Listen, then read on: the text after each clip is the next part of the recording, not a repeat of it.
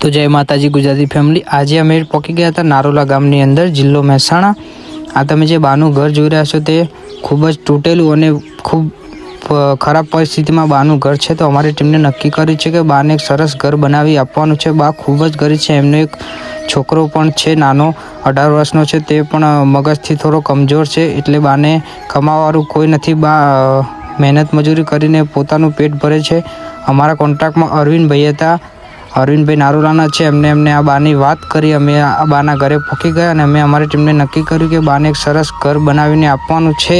તો હું ઈચ્છું છું કે તમારાથી જે કોઈ સપોર્ટ થાય એ અમને કરજો ને બાને સરસ ઘર બનાવીને આપવાનું છે। અને બાનું નામ છે શાંતાબેન પ્રતાપજી ઠાકોર, જેઓ ઠાકોર છે। તમારે જો કોઈ મદદ કરવાની ઈચ્છા થાય તો નીચે નંબર પણ આપેલા છે, ધવલભાઈને મારો નંબર આપેલો છે। તો તમારાથી બને એટલી હેલ્પ કરજો। જય માતાજી।